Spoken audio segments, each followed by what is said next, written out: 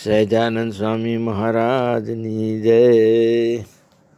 પૂર્ણ પુરુષોત્તમ ભગવાન શ્રી સ્વામિનારાયણના પરમ લાડીલા અને પરમ કૃપાપાત્ર એવા આપ સૌ મુક્ત મંડળને મારા દંડોત પ્રણામ. શ્રી જય સ્વામિનારાયણ.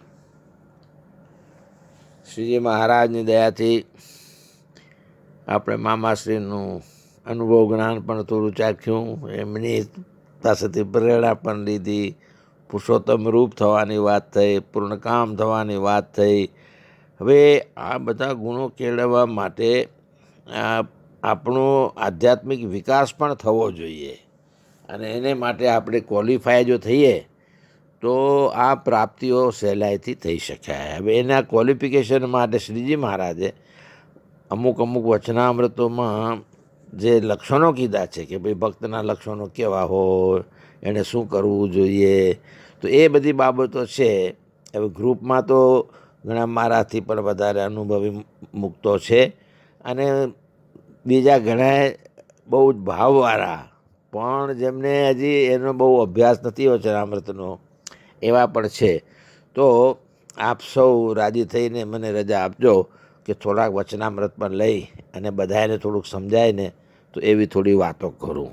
મને લાગે છે કે અમુક યંગ છે, બધાએ બહુ ભાવવાળા છે, એટલે એમને થોડી શ્રીજી મહારાજ શું શું ભલામણ કરે છે અને શું શું એમને આપણને સમજાવ્યું છે વચનામૃતમાં, એનો થોડો આસ્વાદ લઈએ. તો આજે હવે આપણે ધર્મ, જ્ઞાન, વૈરાગ્ય અને ભક્તિ, હવે એ ચાર સબ્જેક્ટ ઉપર જ બધી વાતો આવે. તો આજે શ્રીજી મહારાજની પ્રેરણાથી પ્રથમ પ્રકરણનું બીજું વચનામૃત, અને એને આપણા મુક્ત સંતોએ વચનામૃતોના નામ પણ આપ્યા છે કે ભાઈ આ વચનામૃત છે પ્રથમ પ્રકરણનું બીજું વચનામૃત. તો એ શેનું? તો કે 3 પ્રકારના વૈરાગ્યનું વચનામૃત. એમાં શ્રીજી મહારાજે 3 પ્રકારના વૈરાગ્યની વાત કરી છે, જરા સમજીએ. સ્વામિનારાયણ હરે સંવત 1876 માગશર સુધી પંચમીને દિવસ શ્રીજી મહારાજ શ્રી ગઢડા મધ્યે દાદા ખાચરના દરબારમાં રાત્રિને સમયે વિરાજમાન હતા, અને સર્વે શ્વેત વસ્ત્ર ધારણ કર્યા હતા, અને પોતાના મુખારવિંદની આગળ સાધુ તથા દેશ દેશના હરિભક્તની સભા ભરાઈને બેઠી હતી. હવે આપણા નવા મેમ્બરોની ભલામણ માટે કે દરેક વચનામૃતમાં શરૂઆતમાં એ વાત સ્વામિનારાયણ ભગવાને ક્યાં બેસીને કરી હતી, કયો દિવસ હતો, શું ટાઈમ હતો, અને મહારાજે કેવા કપડાં પહેર્યા હતા, કેવા હાર ધારણ કર્યા હતા, વગેરે વગેરે વર્ણન એટલા માટે આવે છે કે જ્યારે આપણે વચનામૃત વાંચીએ કે સાંભળીએ ત્યારે આંખ બંધ કરીને શ્રીજી મહારાજનું ધ્યાન કરવું.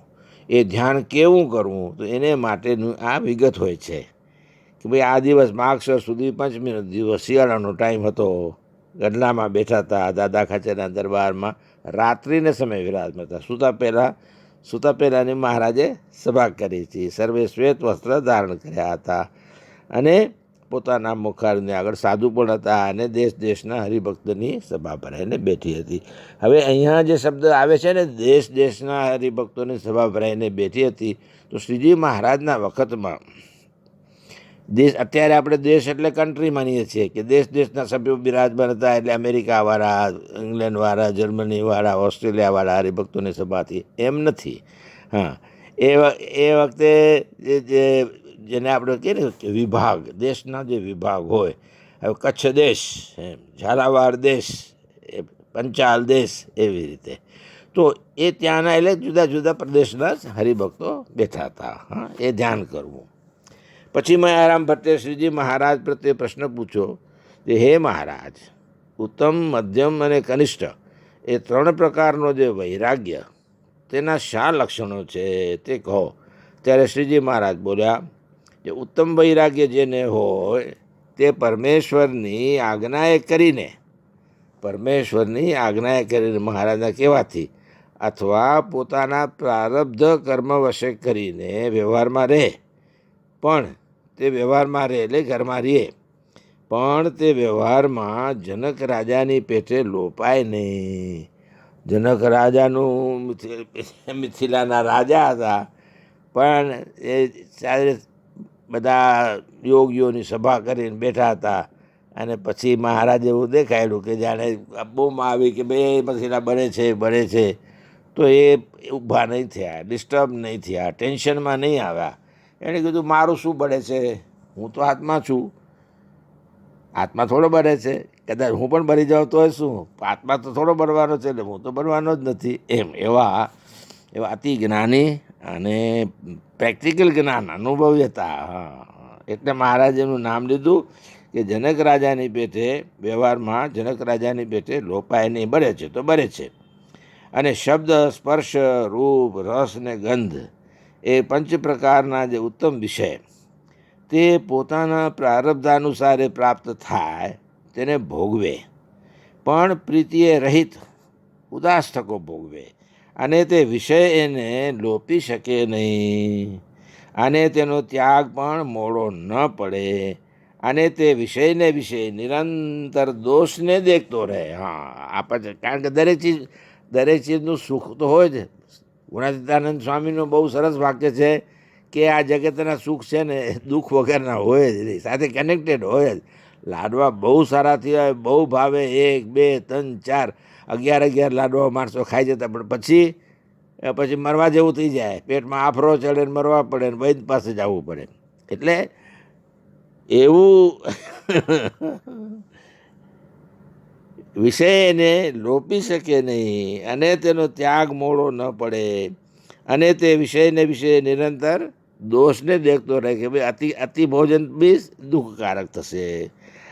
અને વિષયને શત્રુ જેવા જાણે, અને સંત, સત્શાસ્ત્ર એટલે સારા શાસ્ત્રો, સારા પુસ્તકો, સત્શાસ્ત્ર અને ભગવાનની સેવા તેનો નિરંતર સંગ રાખે. નિરંતર સંગ રાખે. એમ નહીં કે આજે સાંભળ્યું ને આજે વાંચ્યું અને પછી વળી અઠવાડિયું છૂટી થઈ ગઈ, ટાઈમ નથી, ટેન્શન બહુ છે, મજા નથી આવતી, કંઈ સાંભળવામાં દિલ નથી લાગતું, એવું બધું કરે. એવું નહીં કરવાનું. નિરંતર સંગ રાખે, ડેઈલી રાખે. અને દેશ, કાળ, સંગ આદિ જો કઠણ આવી પડે તો પણ એની જે એવી સમજણ તે મોડી પડે નહીં, તેને ઉત્તમ વૈરાગ્યવાળો કહીએ. અને જેને મધ્યમ વૈરાગ્ય હોય તે પણ ઉત્તમ એવા જે પંચ પ્રકારના વિષય તેને ભોગવે, પણ તેમાં આસક્ત ન થાય. અને જો દેશ, કાળ, સંગ કઠણ પ્રાપ્ત થાય તો વિષયને વિષય બંધાઈ જાય ને વૈરાગ્ય મંદ પડી જાય, તેને મધ્યમ વૈરાગ્યવાળો કહીએ. અને જે કનિષ્ઠ વૈરાગ્યવાળો હોય એમ વીક તેને સામાન્ય અને દોષેયુક્ત એવા પંચ વિષય જો પ્રાપ્ત થાય ને તેને ભોગવે તો તેમાં ન બંધાય. પણ જો સારા પંચ વિષય પ્રાપ્ત થાય અને તેને ભોગવે તો તેમાં બંધાય, તેને મંદ વૈરાગ્યવાળો કહીએ. ઇતિ વચનામૃતમ. બરાબર. એટલે એવી રીતે પ્રથમ પ્રકરણનું બીજું વચનામૃત થયું. આમાં એક જ સવાલ હતો, મયારામ ભટ્ટનો સવાલ હતો, અને મહારાજે એને જવાબમાં ગ્રહસ્થના ઉત્તમ, મધ્યમ અને કનિષ્ઠ વૈરાગ્યના લક્ષણ કયા છે. હવે આમાં એમ થાય, આમાં મહારાજે એમ વાત કરી કે ભાઈ વ્યવહારમાં રહ્યો હોય તે આજ્ઞાએ કરીને તથા પ્રારબ્ધ કરીને રહ્યો હોય, મહારાજે વાત કરીને. તો હવે એનું કંઈક દ્રષ્ટાંત આપો ને ભાઈ. ત્યારે એનો ઉત્તર એ છે કે ત્યાગી થવું હોય તેને ભગવાન અથવા સત્પુરુષ તે વ્યવહારમાં રહેવાની આજ્ઞા કરે, એ આજ્ઞા એ કરીને રહ્યા કહેવાય. મારા મનસુખ બાપા હતા, મારા ગુરુ. એ મનસુખ બાપાને સાધુ થવું હતું. અને એ બસ આમ ગૃહસ્થાશ્રમમાં રુચિ જ નહીં, એવી અરુચિ રાખીને જ પોતાનું વર્તન કરતા હતા. અને આંકડાનું દૂધ પીતા. આંકડાનું દૂધ પીએ તો એમ કહે છે કે ભાઈ શરીર એ નપુંસક થઈ જાય, એટલે એ પીતા હતા અને વીર્ય ભસ્મ થઈ જાય, એમ નાશ થઈ જાય. પછી અબજી બાપા શ્રી પાસે જ્યારે ગયા હતા ત્યારે અબજી બાપા એને કીધું કે મનસુખ મારે તને પરણાવવો છે. તો મનસુખ બાપા કહે કે બાપા મને પરણાવીને શું કરશો? હું તો આંકડાનું દૂધ પી પી અને મેં શરીરમાં વીર્યને બાળી નાખ્યું છે, એટલે હવે ગ્રહસ્થાશ્રમ કરીને શું ફાયદો? તો બાપા કહે કે ગ્રહસ્થાશ્રમ તારે ચલાવો તો તારા હાથમાં છે કે અમારા હાથમાં છે? ભગવાનના મુક્તો તો દયા કરે તો એ બધું અમને કરતું અકર્તું મન્યથા કરતું છે. એટલે પછી અબજી બાપાશ્રીની આજ્ઞાથી મનસુ બાપા પરણેલા અને એમને દીકરા પણ થયેલા, માણેકલાલ. હા, મનસુ બાપાનો તો ઘણો લાભ લીધો, માણેકભાઈનો પણ લાભ લીધો હતો સિકંદરાબાદ એમને ઘરે જઈને, અને એમને બી છોકરાઓ હતા. હા, એટલે આવું છે કે આજ્ઞાએ કરીને. એવી જ રીતે સોમચંદ બાપાનો સ્વભાવ અત્યંત વૈરાગ્યવાળો હતો, તો એમની બાને હંમેશા બીક લાગતી કે ભાઈ આ સોમચંદ સાધુ ન થઈ જાય, અને બાપાશ્રીનો જોગ બહુ કરતા, ને બાપા જેમ કે એમ કરતા. એટલે એક વખત બાપાશ્રી ની હાજરીમાં સોમચંદભાઈના માતુશ્રીએ બાપાને કીધું કે બાપા મારી તમને એક પ્રાર્થના છે. તો કે બોલો, શું પ્રાર્થના છે? તો કે આ સોમચંદને તમે સાધુ ન કરજો. એટલે બાપાશ્રી કહે કે એ તો સાધુ જ છે, પણ તમે કહો છો તો એને હવે ભગવા નહીં પહેરાવીએ, એ ધોરે કપડે સાધુ રહેશે અને સત્સંગનો ખૂબ પ્રચાર કરશે, શ્રીજી મહારાજના સુખમાં અનંત જીવોને મોકલશે. એટલે આ બધા આજ્ઞાએ કરીને રહ્યા, એમ આ દ્રષ્ટાંત હતું. એટલે વ્યવહારમાં રહ્યો હોય તે આજ્ઞાએ કરીને અથવા પ્રારબ્ધે કરીને રહ્યો હોય.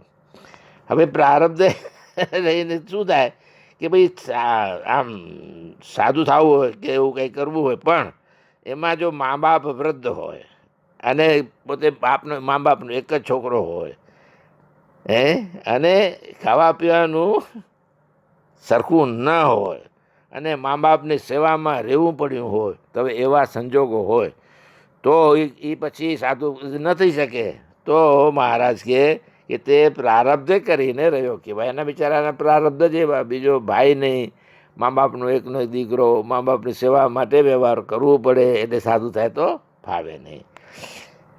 હે મહારાજ, હે મહારાજ. અને બીજું એમ કીધું કે ઉત્તમ વિષય. ઉત્તમ વિષય કયા જાણવા? અને સામાન્ય અને દોષેયુક્ત વિષય એટલે શું?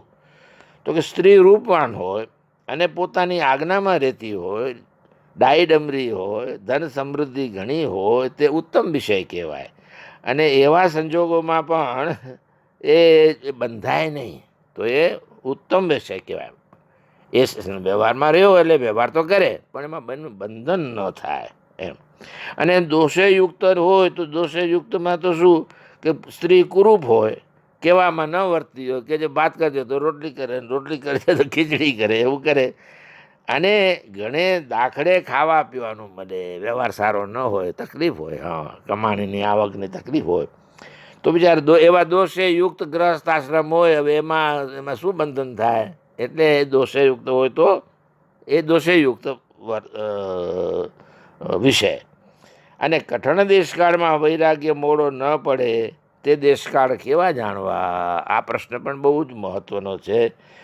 ત્યારે બાપાશ્રી કહે કે પોતાને સ્ત્રી આદિક તથા ખાવા ખાનપાનાદિક ઉત્તમ વિષય મળ્યા હોય, પણ તેને પ્રારબ્ધ વશે પરદેશમાં જવું પડે ને ત્યાં પોતાના સ્ત્રી આદિક સંબંધી તથા વૈભવનો યોગ ન રહે, અને ત્યાં કોઈક રૂપવાન સ્ત્રી મળે, પરદેશમાં પર રૂપવાન સ્ત્રી મળે, અને તે પોતાનું ધન દાનાદિક સર્વસ્વ આપીને લોભાવે, અને કોઈક સમયે પોતાનો વૈભવ સર્વનાશ પામી જાય તથા પોતાના શરીરમાં દીર્ઘ રોગ આવી પડે ને સત્પુરુષનો યોગ ન રહે, ત્યારે તેને કોઈક અન્ય દેવના સંબંધી અથવા અન્ય દેવના મંત્રથી તથા ઉપાસનાથી તથા ધ્યાનથી તથા પર સાંપ્રદાયિક શાસ્ત્ર શ્રવણ પઠન આદિકથી સ્ત્રી ધનાદિક વૈભવની પ્રાપ્તિ થશે તથા રોગાદિક કષ્ટ નાશ પામશે એવો ઉપદેશ કરે.